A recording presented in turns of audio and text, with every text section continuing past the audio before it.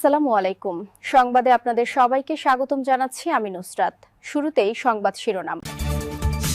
রাশিয়াকে পশ্চিমা দেশগুলো সম্মান করলে আর যুদ্ধ হবে না, পুতিন।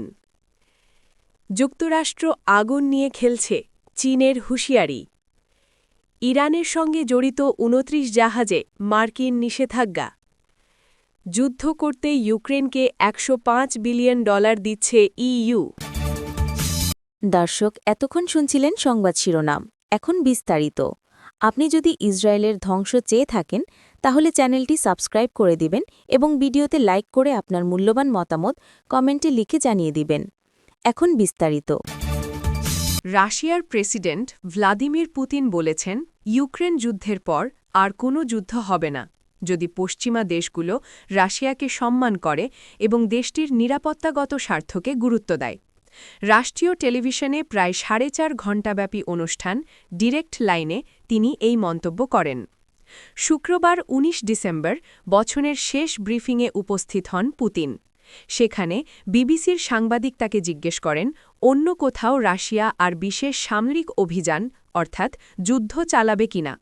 জবাবে পুতিন বলেন, যদি আপনারা আমাদের সম্মান করেন তাহলে আর কোনো অভিযান হবে না। আমরা যেমনটা আপনাদের সম্মান করার চেষ্টা করছি, আপনারাও যদি এমন সম্মান করেন তাহলে আর অভিযান হবে না। এর আগে গত সপ্তাহে রুশ প্রেসিডেন্ট জানান, রাশিয়া ইউরোপের বিরুদ্ধে কোনো যুদ্ধের পরিকল্পনা করছে না, কিন্তু যদি যুদ্ধ বাধে তাহলে লড়াই করতে রাশিয়া প্রস্তুত আছে। এছাড়া তিনি শর্ত দেন, যদি ন্যাটোর পূর্বাঞ্চলীয় সম্প্রসারণ নিয়ে ইউরোপ কোনো প্রতারণা না করে তাহলে আমরা যুদ্ধ করব না। ইউক্রেন যুদ্ধের বিষয়ে পুতিন বলেন, তিনি শান্তিপূর্ণভাবে যুদ্ধ শেষ করতে প্রস্তুত, তবে কোনো ধরনের আপোষের ইঙ্গিত দেননি। তিনি আবারও দাবি করেন, ইউক্রেনকে ন্যাটোতে যোগ দেওয়ার চেষ্টা বাদ দিতে হবে এবং রাশিয়ার দখল করা ৪টি অঞ্চল থেকে ইউক্রেনীয় সেনা সরিয়ে নিতে হবে। আংশিকভাবে দখল করে নেওয়া ইউক্রেনের দনবাস অঞ্চলের পূর্ণ নিয়ন্ত্রণ চায় রাশিয়া। দেশের অর্থনীতির প্রশ্নে মূল্যস্ফীতি, প্রবৃদ্ধি কমে যাওয়া এবং ভ্যাট বৃদ্ধির বিষয় স্বীকার করেন পুতিন। অনুষ্ঠানের মধ্যেই রাশিয়ার কেন্দ্রীয় ব্যাংক সুদের হার কমিয়ে ১৬% নামানোর ঘোষণা দেয়। বিদেশ নীতি, অর্থনীতি এবং যুদ্ধের পাশাপাশি অনুষ্ঠান জুড়ে উঠে আসে মাতৃভূমি, প্রবীণ সেনাদের সম্মান এবং সাধারণ মানুষের দৈনন্দিন সমস্যা। পুতিন পশ্চিমাদের বিরুদ্ধে অভিযোগ করে বলেন, তারা ইউক্রেনের মাধ্যমে রাশিয়ার বিরুদ্ধে যুদ্ধ চালাচ্ছে, তবে যুক্তরাষ্ট্র, যুক্তরাজ্য এবং ইউরোপের সঙ্গে সমান মর্যাদা এবং পারস্পরিক সম্মানের ভিত্তিতে তিনি আগ্রহ প্রকাশ করেন। রাশিয়া ভবিষ্যতে ন্যাটোর উপর হামলা চালাতে পারে পশ্চিমা গোয়েন্দা সংস্থাগুলোর এমন আশঙ্কার কথা আবারও তা নাকচ করে দেন তিনি। তাইওয়ানের কাছে যুক্তরাষ্ট্রের অস্ত্র বিক্রির প্রস্তাব অনুমোদনের তীব্র সমালোচনা করেছে চীন। দেশটির পররাষ্ট্র মন্ত্রণালয়ের মুখপাত্র গৌ জিয়াকুন বলেছেন, তাইওয়ান দ্বীপকে অস্ত্রসজ্জিত করা অব্যাহত রাখা মানে আগুন নিয়ে খেলা চালিয়ে যাওয়া। এই তৎপরতা তাইওয়ান প্রণালীর শান্তি ও স্থিতিশীলতার জন্য মারাত্মক পরিণতি ডেকে আনবে। মূলত এর মাধ্যমে ওয়াশিংটনকে সতর্ক করেন চীনা মুখপাত্র। বার্তা সংস্থা সিনহুমা প্রতিবেদন অনুযায়ী, চীনা পররাষ্ট্র মন্ত্রণালয়ের সংবাদ সম্মেলনে এক সাংবাদিকের প্রশ্নের জবাবে জিয়াকুন বলেন, যুক্তরাষ্ট্রকে অবিলম্বে তাইওয়ানকে অস্ত্রসজ্জিত করার এই বিপজ্জনক পদক্ষেপ বন্ধ করতে হবে।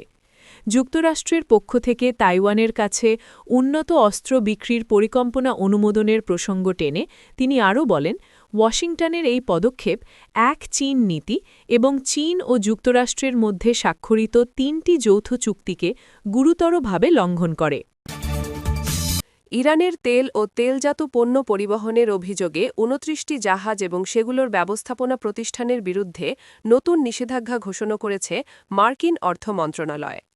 এসব জাহাজের মাধ্যমে শত শত মিলিয়ন ডলার মূল্যের ইরানি তেল পরিবহন করা হয়েছে বলে অভিযোগ করেছে ওয়াশিংটন।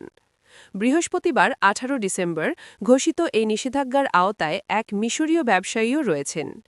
তার মালিকানাধীন বা সংশ্লিষ্ট কোম্পানিগুলোর সঙ্গে এই ২৯টি ট্যাঙ্কারের মধ্যে ৭টির যোগসূত্র রয়েছে।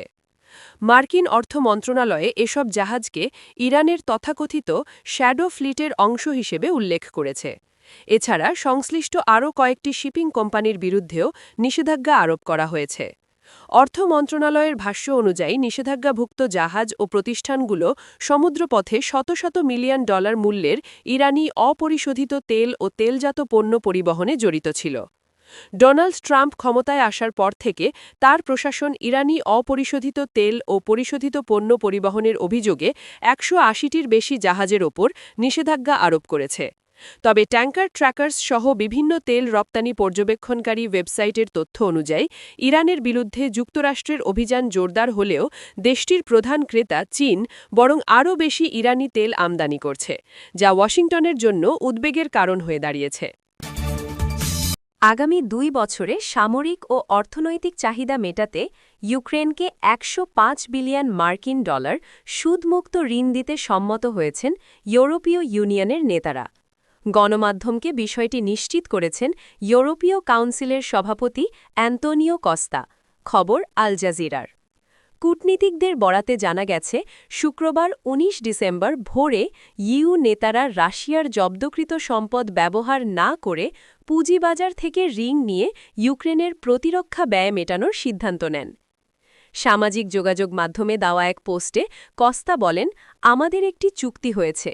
২০২৬-২৭ সালের জন্য ইউক্রেনকে ৯০ বিলিয়ন ইউরো অর্থাৎ ১০৫.৫ বিলিয়ন ডলার সহায়তা দেওয়ার সিদ্ধান্ত অনুমোদিত হয়েছে। আমরা প্রতিশ্রুতি দিয়েছিলাম, এবার তা বাস্তবায়ন করেছি। তবে অর্থায়নের উৎস সম্পর্কে নির্দিষ্ট করে কিছু বলেননি কস্তা। বৃহস্পতিবার গভীর রাত পর্যন্ত আলোচনা চালিয়ে যাওয়ার পর ইইউ নেতারা এই সমঝোতায় পৌঁছান। ইইউর খসড়া নথির বরাতে বার্তা সংস্থা রয়টার্স জানিয়েছে, পুঁজিবাজার থেকে ঋণের মাধ্যমে ইউক্রেনকে অর্থের যোগান দেয়া হবে, এটি ইইউ বাজেটের বিপরীতে সুরক্ষিত থাকবে। এর ফলে ইউক্রেনের যুদ্ধ প্রচেষ্টায় সহায়তার জন্য জব্দকৃত রুশ সম্পদ ব্যবহারের বিতর্কিত পরিকল্পনা থেকে আপাতত সরে এল ইইউ। একই সঙ্গে ইইউ সরকারগুলো ও ইউরোপীয় পার্লামেন্ট রাশিয়ার কেন্দ্রীয় ব্যাংকের সম্পদের ব্যবহার করে ইউক্রেনের জন্য একটি ঋণ কাঠামো গঠনের বিষয়ে আলোচনা চালিয়ে যাবে। নথি অনুযায়ী যৌথভাবে নেওয়া এই ঋণ ইউক্রেন তখনই পরিশোধ করবে যখন মস্কোর কাছ থেকে যুদ্ধ ক্ষতিপূরণ পাবে। ততদিন রুশ সম্পদ জব্দ অবস্থায় থাকবে। একই সঙ্গে ঋণ পরিশোধে প্রয়োজনে ওই সম্পদ ব্যবহারের অধিকার সংরক্ষণ করবে ইইউ। আপনি যদি আমাদের চ্যানেলে নতুন হয়ে থাকেন তাহলে চ্যানেলটি সাবস্ক্রাইব করে দিন।